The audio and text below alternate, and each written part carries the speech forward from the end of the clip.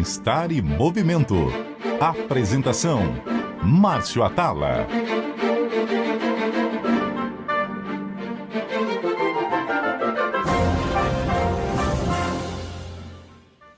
Olá, ouvintes da CBN, o assunto de hoje é dieta. Qual a melhor dieta? Alguns estudos têm mostrado que a melhor dieta é a dieta mediterrânea. Então a gente precisa trazer uma pessoa especialista no assunto para bater um papo, para a gente discutir como que é essa dieta mediterrânea, se ela realmente entrega tudo isso que os estudos têm mostrado. Para isso, a minha convidada é a doutora Marcela Garcês, que é médica, nutróloga, mestre em Ciências da Saúde pela Escola de Medicina da PUC do Paraná, diretora da Associação Brasileira de Nutrologia e docente do curso nacional de Nutrologia da Abram. Doutora Marcela, seja muito bem-vinda. Obrigada, Márcio. Um prazer estar aqui, assim, pessoalmente, porque por vias escritas nos vemos com essa história da pandemia. A gente teve a felicidade de colaborar algumas vezes com o teu site, então um prazer sempre enorme estar aqui e atender um convite seu. E vamos lá, vamos falar de dieta, que é algo que todo mundo tem interesse. E eu digo, com a pandemia, eu acho que as pessoas ficaram mais atentas com relação à saúde e também, mesmo que não sigam uma dieta adequada, as pessoas tomaram consciência da importância da alimentação na nossa vida. Bom, antes da gente começar esse papo, que promete, eu quero fazer um convite para todo mundo que está assistindo, ouvindo a gente, que também pode participar. Entra lá no Instagram, @MárcioAtala ou @CBNOficial, mande sua sugestão, mande sua dúvida, que a gente vai dividir aqui com todas as outras pessoas. Quando a gente fala da dieta mediterrânea, e antes de entrar em dietas, cada vez mais eu acredito que é muito, muito, muito difícil uma pessoa manter uma vida com bons hábitos, seja na alimentação, seja na atividade física. Por quê? Porque o nosso corpo ele foi projetado para funcionar com movimento, né? Então, se você pegar o nosso código genético, ele está ali programado para funcionar com movimento. Se você for do pediatra ou geriatra, todo mundo passando por cardiologista, oncologista, psicólogo, vai indicar o exercício físico. Só que esse exercício físico, ele sempre foi feito por uma necessidade de sobrevivência. Na alimentação, nessa evolução da espécie, a gente sempre teve restrição, pouco alimento, pouca oportunidade de alimento. A gente não sabia quando era a próxima refeição. E o nosso cérebro ele está programado para comer o máximo possível para poder estocar, porque eu não sei quando que é essa nossa próxima refeição. Então, a gente tem estudos clássicos de pipoca em cinema, pratos de sopa, onde você vê que se você aumenta a porção, a pessoa come muito mais do que a necessidade. E a gente vive num meio ambiente hoje onde você tem uma oferta de alimento muito grande, você tem uma tecnologia absolutamente desenvolvida que nos tirou o movimento do dia a dia, e aí você tem um meio ambiente jogando contra. Então, eu costumo dizer que se numa sala de aula eu tenho 30 alunos e 2 vão mal, eu vou conversar com esses alunos que provavelmente eles têm um problema. Agora, se eu tenho 30 alunos na sala de aula e 23, 24 estão indo mal, tem um problema muito grande de meio ambiente. Então, eu falo assim que é como um lago, né? O peixinho está passando mal, você não vai lá dar um remédio para o peixe, você cuida do meio ambiente. Hoje a gente tem um problema bem considerável de meio ambiente que não favorece esses hábitos saudáveis. E aí a gente vai detectando dietas que são melhores, atividades físicas que são mais benéficas ou mais incorporadas, e existe uma criação inesgotável de dieta desde, sei lá, final dos anos 80, mas acho que sempre foi do ser humano tentar essas manobras muito radicais que acabam que em 2 anos menos do que 8% conseguem um peso menor do que o inicial. Dentre essas dietas aparece a mediterrânea. Então eu queria que você falasse da dieta mediterrânea. Olha, Márcio, eu concordo com tudo que você falou. Quer dizer, o nosso grande desafio é tratar as questões do excesso do consumo calórico, o baixo gasto calórico, esse mundo confortável com aporte de calorias, né? Eu digo, não é nem de nutrientes, mas de calorias, as pessoas comendo fazendo escolhas equivocadas, comendo comidas que dão conforto emocional. Nós temos um problema sério, uma pandemia que não vai embora, que é a obesidade. No Brasil, os últimos dados do IBGE, que eram de outubro de 2019, traziam a informação de que 1 a cada 4 brasileiros é portador de obesidade. Eu acho isso muito importante que a gente fale, porque, na verdade, a obesidade é uma doença crônica, assim como diabetes, dislipidemia, hipertensão, não tem cura, Márcio. Mesmo que a pessoa emagreça e chegue no ponto de normalidade, de peso corporal, essa pessoa é portador de uma doença crônica, não existe ex-obeso. O que existe é uma pessoa que controlou a doença e, se ela voltar a se comportar da maneira que havia se comportado para desenvolver a obesidade, ela terá a recidiva da doença, assim como acontece com o diabetes, com a hipertensão. Se deixar de tratar, voltam os sintomas. Mas nós temos um outro dado muito importante do IBGE de 2019, porque daí na pandemia nós não tivemos esse tipo de pesquisa, e agora vamos ter dados agora que devem sair nos próximos meses aí. 61,7% dos brasileiros estão com sobrepeso. Então, nós temos aqueles 25,9% que são os que estão portadores de obesidade, mas temos praticamente 30% da população brasileira que ainda não é portador de obesidade, ainda não é obeso, ainda não é um doente crônico, mas está em sobrepeso.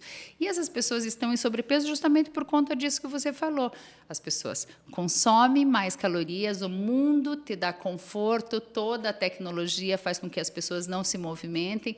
Nós somos herdeiros genéticos daquelas populações que passaram pelas penúrias do mundo, pela guerra, pela fome, etc. Então, somos herdeiros genéticos, não é nem só o nosso cérebro. Sim. Nós somos feitos, e todo o nosso metabolismo, quando a gente estuda a fisiologia, o metabolismo, as vias metabólicas, nós vemos que o nosso organismo é um organismo todo preparado para armazenar gordura, armazenar energia na forma de gordura para gastar depois no momento em que você não tem a comida. O problema é que hoje a gente tem comida o tempo todo e temos conforto o tempo todo. Então, o que eu digo com relação à dieta, este nome dieta, as pessoas, quando se propõem a fazer uma dieta, imaginam que a adotarão por um curto espaço de tempo. E esse é o primeiro sinal e o primeiro passo para o insucesso, porque dieta deve ser algo que a gente adota como hábito alimentar para a vida. Então, eu digo sempre que a pessoa está fazendo mudanças no hábito alimentar, fazendo uma dieta, seja ela qual for. Se ela se perguntar no fim do dia, eu consigo viver assim o resto da vida? Se a resposta é não, essa dieta está mal eleita, ela está mal escolhida. Ela não está bem indicada para aquela pessoa. Porque essas indicações são absolutamente pessoais, assim como a atividade física, não é, Márcio? Tem pessoas que adoram correr, tem outros que gostam de dançar, tem outros que gostam de fazer atividade coletiva e outros gostam de fazer atividade física sozinhos, solitários. Então, você tem que respeitar essas questões de individualidade, não só bioquímica, como individualidade emocional de cada um. Então, no caso da dieta, dieta é um nome que fala que classifica os padrões alimentares, mas toda dieta milagrosa, toda dieta com efeito muito rápido, toda dieta que faça extremamente restritiva, ou que a pessoa tem que fazer um sacrifício enorme para adotá-la e não vai conseguir introduzir isso como hábito na sua vida, dificilmente ela vai ter os benefícios, porque ela faz essas mudanças por um tempo, pensando no dia de voltar a comer da maneira que comia antes. Então, se for eu digo, esse nome dieta, eu digo, há um conceito da população em geral de que isso é transitório. E, na verdade, não. Sempre que você vai fazer uma mudança de hábito alimentar, você tem que começar pensando que é para sempre. Assim como praticar atividade física. Você pode até mudar o estilo da atividade física de acordo com o teu com a tua idade, com o teu biotipo e, eventualmente, com alguma situação que ocorra na sua vida. E a mesma coisa com relação à dieta. Às vezes você tem mais necessidade de tais nutrientes ou de outros, mas o padrão alimentar saudável ele tem que ser uma prioridade na vida da pessoa. Porque, eu digo assim, seja qual for o pai de uma doença, a dieta certamente, uma dieta desequilibrada, certamente foi o primeiro passo para a maioria ou praticamente todas as doenças crônicas não transmissíveis. Se você pensar numa hipertensão arterial, ela fatalmente começou com o hábito de comer uma quantidade de sódio inadequada. Diabetes, a mesma coisa, obesidade, a mesma coisa, e muitas doenças outras, autoimunes, neoplásicas, degenerativas, começam com estresse oxidativo que normalmente se agravou ou começou com aquilo que entrou pela boca das pessoas. Você trouxe esse dado da obesidade. Em 1989, o Brasil tinha pouco mais de 13% da população acima do peso, com muito menos informação. O ponto é que aquele meio ambiente, ele não, só da gente sobreviver nele, ele já era o suficiente para eu incorporar bons hábitos. Então, eu não tinha celular, eu não tinha computador, eu tinha que caminhar muito mais. Um brasileiro dava 10 mil passos, enquanto um brasileiro hoje dá 2.200, 2.300 passos. Naquela época você tinha muito menos facilidade, não existiam aplicativos, nada disso, as pessoas comiam muito mais em casa, as comidas eram muito mais frescas, você não tinha tanta disponibilidade do alimento o tempo inteiro, você ia numa farmácia e você comprava remédio. Hoje, os 4 produtos mais vendidos na farmácia: chocolate diet, paçoquita diet, bala e chicletes. Complicado, porque está sempre disponível. Então, hoje, eu gosto quando você fala que a pessoa tem que entender que essa é uma mudança que ela vai ter que fazer para a vida. E isso exige esforço, porque a gente é bombardeado, porque tudo que a gente está falando aqui, que a gente sabe em relação ao cérebro e ao corpo, as pessoas que vendem também sabem. Então, você vai comprar uma pipoca de R$5, mas você pode comprar uma de 6 que vem o dobro do tamanho. E eles sabem que o nosso cérebro vai preferir a de 6. A gente sabe também do tradicional estudo do marshmallow, que a recompensa imediata ela é muito mais sedutora para a grande maioria das pessoas. E eu costumo dizer que a atividade física ela é cruel, porque a recompensa ela é 3 meses depois. 3 meses, você vai pelo menos. Você vai... É uma construção, não é, Márcio? É uma construção, eu digo, o organismo precisa dessa mudança de hábito e de uma construção de resultado, seja da atividade física, seja da alimentação também. Quer dizer, você quer o prazer dali 5 minutos ou 5 segundos depois que você comeu um alimento que te dá conforto emocional. E as pessoas procuram as dietas mais restritivas porque, em um curto espaço de tempo, ela vai ver aquela recompensa. Só que ela acaba nos sustentando, né? Então, eu gosto quando você fala da mudança por muito tempo, porque uma das entrevistas mais bacanas assim que eu já fiz foi com a Wendy Suzuki, que é uma neurocientista, chefe do departamento de neurociência da Universidade de Nova York, e ela fala da criação do hábito. Então, ela pergunta assim para mim: Márcio, você vai na academia todo dia? Eu falei: vou. Ela falou: pode ter certeza que várias vezes você vai sem vontade. Eu falei: pô, mas várias. Mas o seu cérebro ele já não pensa para decidir se vai ou não. Na alimentação, você não sempre come meio que a mesma tamanho da porção? Eu falei: sim. Ela falou: seu cérebro, seu estômago, enfim, tudo já se acostumou com aquele tamanho. Então, quando você vai falar de dieta, eu gosto dessa sua abordagem de falar: pô, como que eu vou manter isso e não ter essa pressa do resultado imediato? E aí eu queria que você falasse um pouco da dieta mediterrânea, né? Quais são os alimentos, qual o princípio básico dessa dieta, que não só foi eleita pelo 6º ano a dieta mais saudável, mas entrevistei um neurocientista, Márcio Natan, que diz que você tem muitos estudos mostrando que a dieta mediterrânea é a que mais traz benefícios para o cérebro. Entrevistei o Dr. Álvaro Avezum, supercardiologista, que fala que a dieta mediterrânea mostra ser a mais protetora ali para o coração. Então, eu queria que você explicasse um pouco para as pessoas o que é a dieta mediterrânea. Olha, Márcio, a dieta mediterrânea ela surgiu organicamente naquelas populações que habitavam ali em volta do mar Mediterrâneo, já desde os gregos. Então, e essas pessoas comiam os alimentos que tinham disponibilidade regionais ali. Inclusive, a dieta mediterrânea tem este conceito de comer alimentos da época, regionais, muitos vegetais, etc. Começou lá na Grécia e veio para os outros países próximos do sul da Itália, Portugal, Espanha, o norte da África. E essa dieta, basicamente, ela tem como o básico a frugalidade dos ingredientes. Então, ela é uma dieta baseada em alimentos essencialmente vegetais. O básico dela são alimentos de origem vegetal, e ela tem essa questão de comer alimentos frescos, aquilo que você tem à disponibilidade. E o que tinha naquela região? Naquela região nós tínhamos a oliva, então o azeite de oliva foi a base do macronutriente gordura na dieta mediterrânea, ela é dada pelo azeite de oliva. E aí nós temos as leguminosas, que são uma proteína de origem vegetal que está muito presente. Então, as leguminosas, o que são as leguminosas? São os feijões, tudo que dá em vagem.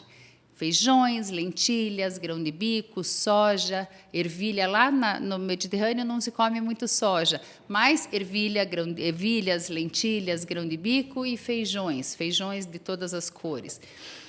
Isso se usa como base, tanto para fazer sopas, mas para fazer saladas, fazer pastas, enfim. E aí cada país tem a sua característica. Eu, como um bom libanês, hummus. Hummus, etc. E aí cada país tem a sua característica. Então, basicamente, ela é uma dieta com muitos vegetais, com alimentos de origem vegetal, os carboidratos mais integrais, porque eles têm uma base de pães, mas os farináceos lá têm outras características. Usa-se o trigo de grano duro, existem os integrais, a fermentação natural, enfim, é outro tipo de panificação que se usa no mar Mediterrâneo, em volta do mar Mediterrâneo, diferente desta panificação do pão branco, etc. Estão incluídos na dieta mediterrânea. Isso foi algo que foi construído ao longo de milênios, você entende, Márcio? Ela passa a ser a dieta campeã sempre que vai se fazer um estudo, seja para a imunidade. Quando entrou aí a pandemia, nós fomos pesquisar qual era a dieta mais interessante. É a dieta mediterrânea, porque ela traz proteínas de fácil digestibilidade, que são os pescados. Nós temos um consumo maior de pescados e frutos do mar do que carne vermelha. A carne vermelha numa quantidade muito pequena. Os laticínios mais magros, e nós temos características com relação a laticínios lá em volta do mar Mediterrâneo, que eles consomem laticínios não só de bovinos, mas de ovinos, de ovelhas, de cabra, e, enfim, outros tipos de alimento, de fontes lácteas, de búfala, etc. Então, tem outras fontes lácteas que não só os laticínios de bovinos. E isso são incluídos não à vontade os laticínios, e os laticínios mais magros, logicamente, por exemplo, na Itália, que se come muita massa, muita pasta de grano duro, etc., se come os queijos mais gordurosos. Mas, basicamente, na dieta do dia a dia, na dieta mediterrânea, a prioridade são os lácteos. A água é o líquido preferencial, a água como líquido para hidratação. O azeite de oliva é a gordura de escolha e, lógico, também dependendo de cada país, mas o vinho, particularmente o vinho tinto e seco, pode ser incluído também com muita moderação em uma só refeição, porque a gente vê a descrição, ele descrito como algo que pode ser consumido, mas deve ser consumido com muita moderação. E eu digo, nós que somos médicos e orientamos mudanças de hábitos alimentares, eu digo, esta orientação de consumir bebida alcoólica é algo que eu tenho muitas reservas. Então, o álcool é algo que nós temos muitas reservas para indicar, dizer, olha, você pode tomar uma taça de vinho, apesar de sabermos, Márcio, que faz bem, é algo extremamente perigoso, porque eu digo, a pessoa que não bebe, se você disser para ela tomar uma taça de vinho, ela vai preferir tomar um suco de uva integral, alguma outra coisa, e para a pessoa que bebe, ela terá um aval para beber mais. E o álcool é extremamente perigoso, Márcio, extremamente perigoso. Eu não digo não só com relação às calorias, mas com relação à qualidade de vida, aos malefícios que isso pode trazer. Então, eu digo assim, quem nasceu na Itália até pode se beneficiar, porque vive lá num outro ambiente, num outro ritmo. Eu digo, nós aqui brasileiros não temos essa cultura de inserir a bebida alcoólica com o apelo de saúde. Aqui no Brasil, na nossa cultura, as pessoas consomem álcool com o apelo de lazer, de festividades, de comemoração. Então, não é interessante nós trazermos isso da dieta mediterrânea e dizer, não, toma uma taça de vinho todos os dias como orientação médica. Eu te digo que se a pessoa chega no meu consultório e diz, olha, doutor, eu tomo uma taça de vinho na sexta-feira ou no sábado, uma taça de vinho, eu não vou cortar essa taça de vinho e a gente vai adaptar a dieta dessa pessoa, o hábito alimentar dessa pessoa, para que ela possa desfrutar com a família e tomar uma taça de vinho. Agora, se a pessoa chega para mim, mesmo a gente sabendo de alguns estudos que até corroboram essa informação, de que toma uma taça de vinho todos os dias, mesmo sendo um ótimo vinho, com muitos polifenóis, um vinho seco, um vinho tinto. Se a pessoa me disser que toma de segunda a segunda, eu realmente vou fazer objeções a este hábito, porque a gente tem estudos mais recentes, até pelo consumo aumentado de bebidas alcoólicas nos últimos anos, pelas sociedades mais desenvolvidas, nós temos estudos que comprovam que a segurança de consumir bebidas alcoólicas é da ordem de 2 taças por semana para uma pessoa adulta, no máximo. Muito bom, eu faço parte do pessoal que não bebe. Agora eu vou levantar aqui alguns pontos que podem ser bem polêmicos, tá? Não é difícil a gente entender por que a dieta mediterrânea é considerada mais saudável. Você tem fontes de boas gorduras, né? E a gente sabe que o ômega, enfim, ele vai trazer benefícios não só para o coração, mas para o cérebro, proteínas magras, mais consumo de fibras. Então fica fácil você entender que essa dieta ela vai trazer mais benefícios. Mas aí, se a gente começar, e meu papel é esse, sou chato mesmo, olhar os países, as cidades onde as pessoas mais vivem, você vai notar algumas características em comum, você vai olhar algumas características diferentes da dieta mediterrânea, e lá as pessoas vivem, por exemplo, Okinawa, tanto quanto em Icária, na Grécia. Né? E aí você vai ver que em todos esses lugares você tem um consumo cerca de 20% de calorias a menos do que o padrão mundial. Então, o tamanho da porção conta, independente se é mediterrânea ou não. Tem uma outra coisa que é o tempo gasto nessa refeição. Então, você tem ali quase 1 hora por refeição, que é um momento que eu sento com você, eu estou entendendo o que eu estou comendo, eu estou naquele lugar. Aquela refeição ela tem um significado, vamos dizer assim. Hoje, em regiões como São Paulo, por exemplo, muita gente come no carro, muita gente come na mesa do escritório. Né? Então, você na frente da televisão maratonando, isso é uma das coisas mais comuns. Então, imagino que isso deve influenciar muito. E tem mais 2 coisas nessas regiões que são muito presentes. Né? Primeiro, o nível de movimento da vida não falo de academia, do dia a dia, ele é muito maior. As pessoas se movimentam muito mais. Então, esse é um ponto.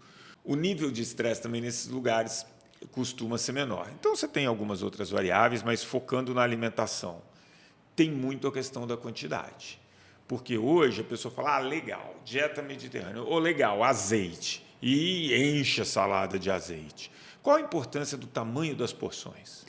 Olha, o tamanho das porções é fundamental, né, Márcio? Não tem como uma dieta. Nós temos os primeiros estudos robustos com relação a envelhecimento, e eu não estou nem aqui falando com relação à obesidade. A obesidade é esse problema que a gente já falou, mas a dieta mediterrânea é uma dieta que não se presta a emagrecer ninguém. Ela emagrece se a pessoa adotar esse estilo de vida mediterrâneo, que ela vai ter uma percepção maior do que come, vai escolher melhor os seus ingredientes, vai escolher melhor os seus alimentos, vai comer alimentos mais frescos e vai comer com mais qualidade e fatalmente melhorarão os seus indicativos metabólicos e pode ser que essa pessoa emagreça. Mas se a pessoa só introduzir alguns conceitos da dieta mediterrânea, você acabou de falar do azeite de oliva, por exemplo, o azeite de oliva é uma gordura ótima, uma gordura boa, riquíssima em ômega 9, os pescados trazem ômega 3, então essas são duas gorduras, o ômega 3